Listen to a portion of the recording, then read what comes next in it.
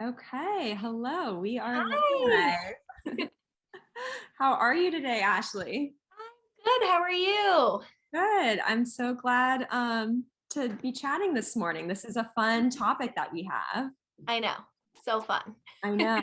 So, for those of you who maybe aren't familiar with Mavenhouse, we are a modern wedding planning firm and we create distinctly personal events throughout New England.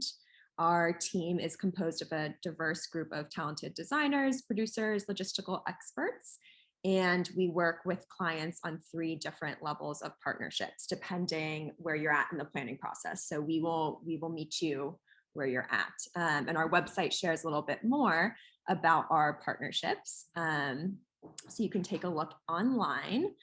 I am the Boston based planner with Maven House, and Ashley is our North Shore based planner.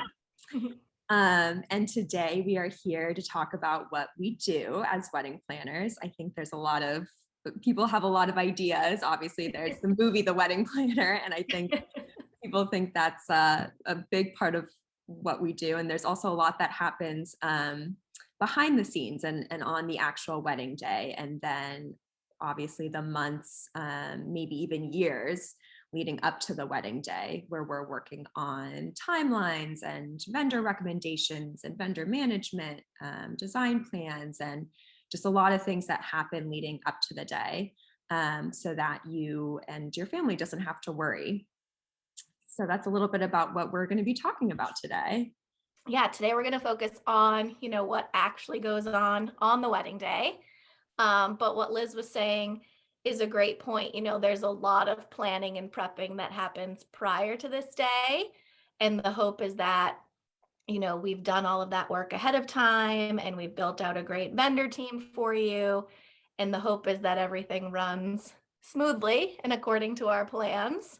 And we're there to ensure that obviously happens for you and that all the little tiny details are taken care of and that you guys don't have to be worrying about those things, so you can enjoy yourselves that day. That is the goal So, for everyone to relax and enjoy the wedding day and know yes. that our team has it. Yes. So I the first thing I do in on the morning of a wedding is, it might sound funny, but I text all of the transportation drivers that will be driving your limos, buses, shuttles that day. Typically with most of your other vendors, we're in contact with them months and the weeks leading up to the wedding. Yep. But we usually don't get like the actual transportation driver of that bus, his name and phone number, until like the day before. And a lot of the times the companies ask us not to contact them until like the day of the event, and even after like a certain time of day, because they might have worked until like 2 in the morning the night before. Yep. So I usually start off with like a group text to all of the drivers to introduce myself, make sure they have my phone number, and I usually just ask them to like keep me updated on like their travels throughout the day. So, Right. we're usually on property setting up for the wedding, and we don't know what time the bus left the hotel with the guests. So if they can keep us up to date with that, that'll help us know, early on if we're going to be on time, running late, and we can kind of like keep ahead of that. Yeah, so much starts with the transportation and Yeah. getting everyone obviously to the right place at the right time. So that's definitely a great way for us to start. I also work off of, obviously we have production team, the wedding days. And so definitely having a team meeting in the mornings before we get on site just to check in with our assistants, and making sure that everyone knows their responsibilities. We obviously have production meetings with our team the weeks leading up to it, but having another last minute check in the day of. Something that's super helpful that most of us that we do as a team is having a shared note on our phones. And so just having that be a touch point for us on the wedding day producing, and also our team members to refer to, okay, what has to happen at what point in the day, and it will house like kind of all the details on our phones, as far as floor plan, vendor contacts, just having everything there and something we can be checking off the list. So that's a great tool that we use. Yes. The day of, and having paper copies too as backups, because obviously we're planners and we like to have multiple touch points Yes. throughout the day. Yes. Sometimes the other thing that can be challenging sometimes is if like the bride and the bridesmaids, let's say, are somewhere off site, not at the venue getting ready. Yeah. They're usually starting getting ready 7, 8 in the morning, and you might not be there. You might be, at the venue setting up. And I always like to try to get like the Maid of Honor's cell phone number the night before at the rehearsal and Yeah. just like send her a little text, like, partway through the morning, like, how are things going? I don't usually like to like bother the bride at that point in time, but I'm always curious and like wondering and worried that like everything's going according to plan off-site. Yes. So it's nice to have someone else's contact information, to do that little check-in kind of on the side. Yeah, that's checking in with the hair and makeup team, and wedding party, because that's obviously how the brides are starting their days. So transportation, checking with hair and makeup, checking in with our team. Those are sort of the main things that we will do before getting on site. And then once we get on property, we're really thinking about checking in with all the vendors. Oftentimes the rentals are being delivered the day of the wedding. And so we're going through and individually checking off everything that was delivered to make sure that it's there, so that there's no missing linens or knives or whatever it may be. But if there is, that way we can solve that problem early on. Sooner than later. Yeah. I think that's our goal in general, is always to curb any future problems and making sure that we're catching them early enough to solve them. Yes. We generally always can. Yes. And then other things getting on site is, again, working off of our checklist and knowing that we need to be placing escort cards, making sure that any personal details are out, whether that's having family photos that a couple wants out, or as like the catering team is setting up the tables, if we're placing menu cards, place cards, all of those details, we're there to triple check. Yeah, making sure, that the tables are getting set the way that we envisioned with the design plan. If we've designed elaborate tablescapes for you, that the napkins getting folded the right way, those little details that, we've talked about and planned, we're going through and making sure that those things are actually happening. Because at that point in time, there's so many vendors there, there's so many hands helping. Yeah. It's always good to go through and check all those things, to make sure it's the way that we were envisioning and planning. Yeah, absolutely. And then also for the ceremony, making sure that everything is set and ready. So ceremony programs are where they need to be. If there's reserved seating, that the signs are out. Making sure that the groomsmen are where they need to be and on time. Yeah, on time.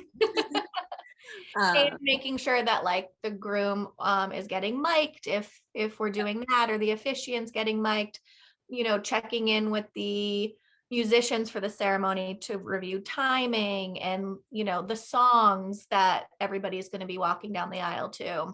Yep.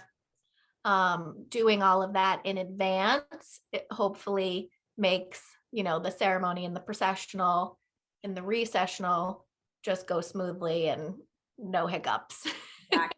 Yeah, one thing I always look for, especially with the groomsmen, and I normally say this the night before, is looking at their pockets to make sure there's no phone in them, because Yep. that's the worst when in photos their phone shows up in pictures.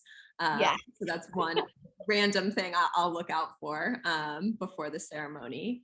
And obviously make sure that it's not ringing during the ceremony too. Yes. Yes. But once we get through the ceremony, and obviously the goal is always to start the ceremony on time. Yes, I love to start a ceremony on time. Yes, we will not be starting late. No. So that's definitely always the goal of the day of, and Yeah. because that obviously, if you start late, then that's affecting the rest of the day. And so making sure that the goal is to start that on time, and then once we get through the ceremony, that's the biggest piece of the puzzle is Yep. done. And you're married. That's the most important part of the day. That's what we're here for, right? Yes. And so once we get through ceremony, obviously if there's generally transportation for guests or wedding party, or if it's all on site, then it's just transitioning to the cocktail hour. So again, our team is there to guide and make sure that it's a seamless process. And then we typically have an assistant back at the reception location, again, just overseeing all the setup and making sure that everything is set and ready for guest arrival to cocktail hour. Yep. I always like to make sure if the couple or the wedding party is going to be taking pictures during cocktail hour, that someone from the catering team or the venue has some food for them to eat during pictures and can bring them some cocktails to cheers with, because a lot of couples want to be a part of their cocktail hour, but they also want to take great photos. So it's kind of finding that balance. So a lot of times when people hear that they can actually eat and drink during their cocktail hour, if they do have to take some pictures, that makes them happy. Yes, absolutely. And it's good for them too to have a moment together and be able to cheers after the ceremony and have a quick bite to eat. Yes. And for cocktail hour, a lot of it's us communicating too, as guests are arriving, making sure that the catering staff knows when they're arriving so that they can start passing hors d'oeuvres, and being super on top of communication with the kitchen for that transition. Definitely. And staying in communication with the photographer that day too, if they are taking photos, if you're at a venue with a lot of outside grounds that you want to cover for pictures, like right. we have to think about this and plan this out ahead of time. Like we have our couples fill out like a photography questionnaire, like who you want pictures with, what are those groups of people, where are we going to do those things, because we want to make sure that we can logistically do all of those things in the time that you have. Because again, if we run late with pictures during cocktail hour, then we're pushing back dinner, and now we might be, compromising your guests getting hot food. Right. And it's a balancing act, I think, because all of the vendors' jobs are important and everybody wants to do the best job that they can, but we have to find that happy medium with everybody to make sure that all of the money spent on the food isn't getting wasted because the pictures took too long. So we're there to kind of like keep everybody happy and doing the things they're supposed to be doing. So it's finding those priorities and like making sure it's all happening the way it's supposed to that day. Yeah, we get that information nice and early from our couples to make sure that we can plan accordingly. Yes. We add it all into the timeline so that it's there on the day of. Taking care of guests is something that we are also there to help with, obviously, on the day of, and being that point of contact if anyone needs anything, or if anyone forgot something, or just needs help, whether needs a safety pin or needs I mean, you name it, we have it in our emergency kits, and are there to help guests. Sometimes I feel like it always happens, Liz, like the moment that you're trying to like invite 200 guests, from cocktail hour to dinner, Yes. that like something happens that Right. like Right. stops you from doing that when you're supposed to be doing that. It's either like uh, at one of my last weddings this year, one of the guests came up and their hand was like bleeding. Oh, yes. He like cut his hand on the glass Yes. and he was like, I need a band-aid. And I was like, oh my, like, okay, like that's gonna take priority this moment Yeah. over getting people seated for dinner. Yes. But it always seems to happen at like the time you're trying to do something like very important. Yep. Yep. And so that's where it's always great when there's another person there too for us Yeah. to who knows who can drive it. But it's so true. We're like the go-to person for anything, Yes. the day of any concerns. Yes. Or it's like you think you're just about ready to like end cocktail hour and then like, you know, the mom comes up and they're like, we don't know how to bustle the gown. We forgot. Right. And it's like, okay, like let's go do that. Someone else, you know, get everybody seated so we Yes. can keep the day moving. Yes. Bustling the gown is always, you always need a little bit more time for that than you think. You do. It's always smart to build a little bit of time in for that. Yep. And I always like to try to be there like at the start of that happening because there's been so many times in the past where, you know, like the bridesmaids want to do it or like it's really important to the sister to do it and then, you know, they kind of forget how you're supposed to do it and Yep. you have to like take it all down and start again and it just, you know, is more and more time Yep. that's wasted. So I like to kind of get my eyes on it from the get-go and Absolutely. jump in and help if I have to. Absolutely. And having like a video too ahead of time of like Yes. when they went to their gown fitting, how to, having a video of what the bustle looked like is Yes. always helpful to refer to. Yes. Very smart. And, once you get into dinner service, it's really the caterer who's driving that process. And then we're there to manage a lot of the formalities and making sure that dad is ready to give his toast. Yeah. And, he has his notes and just queuing up, communicating with the band and making sure the mics are ready. And we're really that person managing the formalities and again making sure that we stay on schedule. Yes, definitely.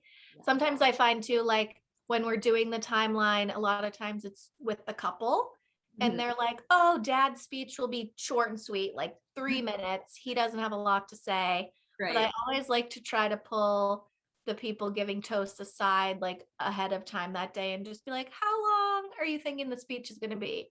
Because even at that point, if dad's like, oh, it's like 20 minutes and I'm singing a song, like we can at least let the caterer know like we're going to be behind schedule Exactly. or maybe think about pushing another toast back to later in the night like again if they're going to tell us that dinner is going to be compromised or Right. something like that. So even if the plan goes a little bit off kilter, I like to try to catch it sooner than later if at all possible. Yeah. And I mean, we're so used to that too, because I feel like so many times speeches, there's some anecdote that gets thrown in that takes longer. Yeah. And so it's just us monitoring the situation and making sure that again we're communicating with the kitchen because we want to make sure that guests have hot food and not cold. Yeah. And I think you and I probably think about that a lot more Yeah. because we come from the Catering. catering background a little bit too. Yep. So it's, thoughtfully thinking about all of those details, Right. making sure that we're not totally, ruining Yes. somebody's. We have the perspective of an angry chef if the food Yes. is out. Yes. And then also obviously then moving into like the dances, again, we're there to queue up everyone for their dances, making sure the right songs are being played for the couple and overseeing that. And that's the fun part of the night for guests Yeah. too, when the dance floor gets opened and getting everyone out there and ready to go. Yep. Yep. That's the fun part. I know. Sure. And And then behind the scenes too, I feel like once guests are on the dance floor, then we're kind of behind the scenes thinking about like, okay, are there any like personal elements, like decor elements that we can set aside now to make sure that they safely get back to the couple? right. We generally are compiling the gifts and making sure that they're in the designated spot to go home with a couple, Mhm. or a family member. Just thinking of those like loose ends. So we try and tie those up as everyone's dancing. Yes. Yeah, because a lot of times, a lot of venues, everything has to be taken out of the venue at the end of the night. And Yep. a lot of times everybody's leaving on a bus. And it's like you have to start to think about and plan like, okay, what can we pack up quietly and like behind the scenes and off to the side and start getting that stuff on those buses for them because the buses can't wait for us to pack stuff up like an hour after the wedding's over. So kind of just being proactive and you don't want to make it look like you're breaking down somebody's wedding, an hour before it's over, Right. but it's, packing up the top of the cake maybe, or, getting the gifts locked in someone's car if someone's taking them that way, those things ahead of time, to be able to let the guests leave and the couple leave at the end of the night so they can maybe go off to their after party or whatever that might be. Also, teeing up like the send off too, which is always fun, and Yeah. it can take a little bit longer than some people might think to get all of the guests off the dance floor and like lined up It does. after the night, to send off the couple. And again, making sure the photographer's there and ready to capture it, and the videographer, to have like perfect photos. Yeah, it's all for the picture. Yes. I'm just looking in the chat here. It looks like we actually have a question. Oh, perfect. So any best practices for constructing a timeline for the day, especially in the morning for the bridal party? Yeah, so that's a good question, especially for larger bridal parties.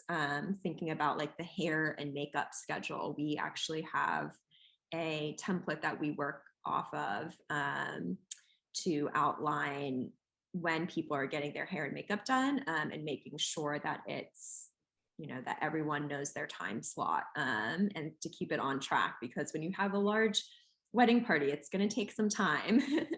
Yeah. Factoring in the touch-ups as well, to make sure that everything's going on track there. Yeah, and I think too, if you do have a large wedding party, talking to your makeup artist and your hairstylist and asking them how many people they can do, Right. in a certain amount of time. It'll depend a little bit along the lines of like, are you doing a first look? Like, what time do you have to be done with your hair and makeup? And then you can start to like build that timeline out, like from that time backwards. But sometimes you might need 2 makeup artists or 2 hairstylists to get everybody done in time. And so that's always something that I like to try to loop in, like the photographer and the hair and makeup artists when we're building out that timeline, because they all kind of like go together, and they all have their own opinions, and I like to take everybody's suggestions and opinions and then like put it all together for those plans. Always leaving a little bit of a buffer too, for timing is certainly important. Looks like we have another question.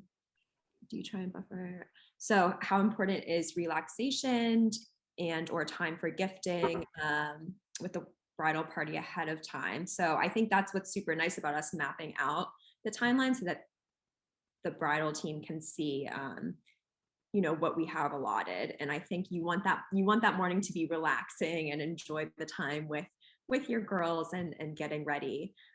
So there's definitely, I feel like most often hair and makeup is like from 8 a.m. to 12 or 1. I mean, just depending, but I feel like that's what a lot of my timelines are looking like right now for next year. Yeah. And then a lot of times, if you are kind of wrapping that up around that 12 to 1 time frame, that might give you time. Like all the girls can have their hair done, their makeup done, but then maybe they're all in like, Right. you want to put on the cute little robe and take like those cute pictures or Yeah. pictures of like the girls opening a little gift you might be giving them. So you want those probably when everybody's looking their best. So to Yeah. kind of have that built in after hair and makeup's done, and making sure the photographer's there at that time too to capture those special moments, Yeah. is important as well. Absolutely. Another question we have, is there a misconception about what you do? What would you say is the biggest value to hiring Maven House? Good question. So I think, I mean, one of the biggest is definitely just taking the pressure off, I would say, of the couple, in both like the months leading up to the wedding, just having someone managing all the vendor communication, so that you don't have to worry about those details, and also just being that point of contact, that source of information, really, obviously, so that we can just help guide the planning process, and then the day of being there to execute everything and be the person who's thinking about all these details, so that you or a family member can really enjoy the day Yeah. and enjoy the weekend. Yeah. And I would say too, like, there we've had a couple of reviews this year, from, for the company where people say like, I can't believe, I've never had a wedding go perfect. Like the wedding went perfect. And that's what we want to hear. Like in the couple's eyes and the family's eyes, the wedding was perfect. There maybe was a hiccup in the background or that morning that, you know, came to us and we were able to fix, before that issue ever had to get to the family member or the wedding couple. And those are the things that you don't want to have to worry about on your wedding day. Right. If you hire a great planner that can build out a great vendor team for you, um, all of those things you're doing in order to hopefully let you relax, have fun, and be in the moment, like with your newly Yeah. wed or your Definitely. Yeah, absolutely. And I think just having, obviously we have a lot of connections too in the industry. So when we are talking about vendor recommendations, these are people that we work with regularly and trust. And so really bringing in those trusted partners. And so it's not just, it's not anyone random. It's people that we know and trust. yeah. Um, we have more questions. So I'm just going to keep reading these. As a planner, how involved are you in the overall design of the event, and how do you present out design ideas to your clients? So this depends on which partnership, because we do have 3 different partnerships. Our third partnership being more geared towards like a month of, and that does not include a design plan. But our first 2 partnerships both do include design plans. And so what that means is we talk to our clients early on about, we have them share photos that they like, or any inspiration pictures, and we will put together a vibe board, which is just sort of a sneak peek to the full design plan. And part of getting to know the couple and asking like their likes and dislikes, how they decorate their home. I mean, there's a lot of questions we ask to get to know their style.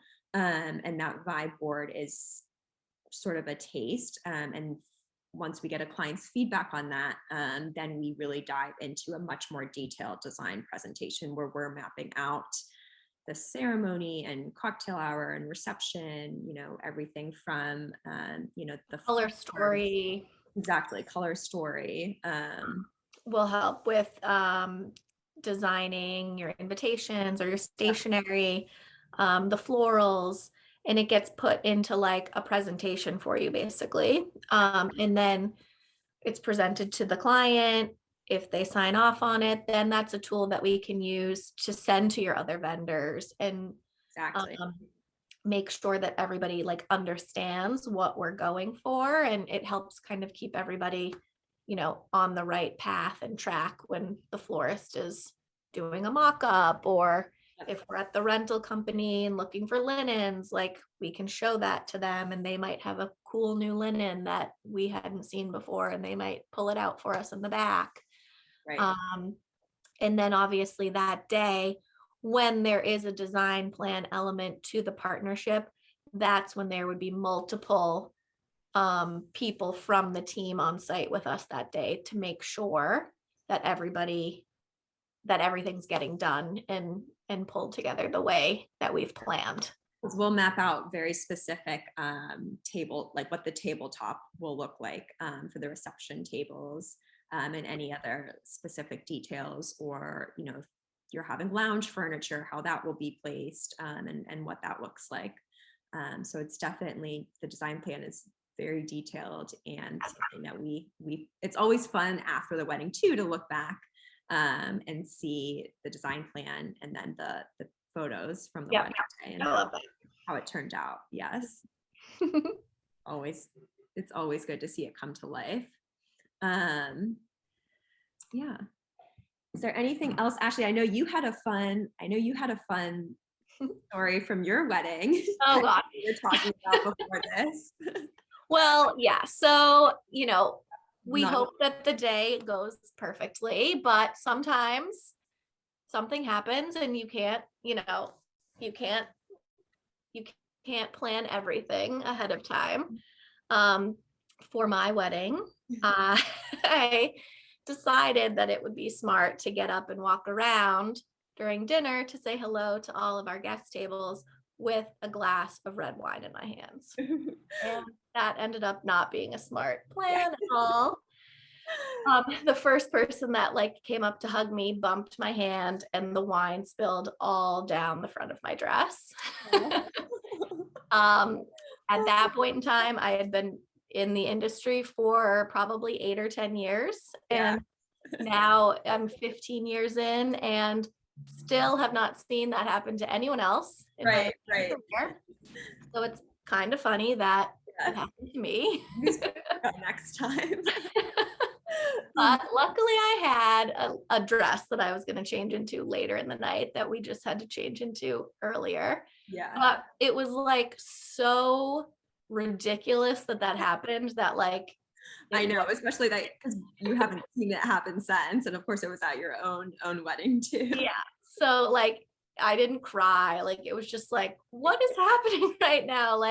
It was fine and it's funny now.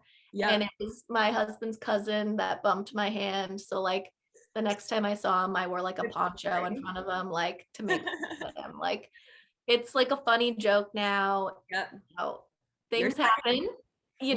Second dress was a good investment. Moral of the story. Moral of the story, yeah. And things happen and you can't plan for everything. I know a lot of times people get sad if it rains out, but there's nothing you can do about it. You always have to remember what you're here for, and it's to marry the person you're in love with and start a family with them. And that's the most important thing. If it rains, you're going to get cool pictures outside with some cute umbrellas. And yeah. It looks like our last question here. Someone asked about best tips for an aspiring planner. So that's a really good question. I think we can both kind of touch on how we got into the industry. I started at a wedding magazine, and sort of what made me think about wedding planning was I did a lot of styled shoots, and I realized I didn't necessarily want to be writing about weddings, but rather on the planning side, and that I really enjoyed the logistics. And I actually, 42 North, our parent company, this was many, many years ago, but they posted on Instagram about having a background in catering and how important that is. And so after leaving the magazine, I was like, okay, I've got to get, 42 North is saying you have to get into the catering industry, because that really teaches you the foundation of events. Food and beverage is just such a key part. So I would definitely recommend having that catering experience as an event coordinator or sales manager, however you can get involved in food and beverage. That's a great foundation and teaches you the nuts and bolts of planning an event. Yeah, and I started my career as a venue manager at the Crane Estate. I worked there for almost 10 years. So I was managing mostly weddings, but some corporate events as well. And then from there, kind of transitioned into a sales role at a catering company. But both of those jobs, we were doing a lot of events a year. At the Crane Estate, I was probably managing 40 of my own events a year. At the catering company, hundreds of events with corporate and weddings. Yeah. So it's those types of jobs, it's usually a lot more high volume, and you don't have a chance to have that connection that we get to with our couples, being a wedding planner. So that was something I was really looking for, being able to build that relationship and spend that time, that quality time with my couples, and really like get to be a part of planning everything from A to Z with them. But I do think having the different backgrounds and the different perspectives coming from a venue and then a caterer, it really helps you become a well-rounded planner. There are there are things that you just know venues don't like you to do as a planner, or the way a caterer thinks when you're planning a timeline or food or the menu. So having some, different Perspectives helps you become like a better planner, I think, in the end. The volume too, just getting used to managing that many events and vendors at the same time. I think that's a huge skill too. Working at either a venue or catering company. I would definitely recommend for aspiring planners out there to get connected that way, and also to plug into networking events as well, and make connections in the industry, because that will lead to other things. So I think the last thing we want to say here is, if you are recently engaged and want to chat about your wedding, you can feel free to fill out our inquiry form online or DM us on social media. We would love to connect with you on the phone or on Google Meet, and have a complimentary consultation. My Instagram is Liz_Mavinhouse, and Ashley's is Ashley_Mavinhouse. And then Mavinhouse Events is at Mavinhouse_events. And if you're interested in job opportunities as well, you can contact us on the website. Yes. So it was great chatting, and I hope this was helpful for everyone. And Ashley, it's always good to see you. Yeah, good to see you. Happy holidays. Happy holidays. All right, we'll talk to you soon. Yes, bye. Thanks.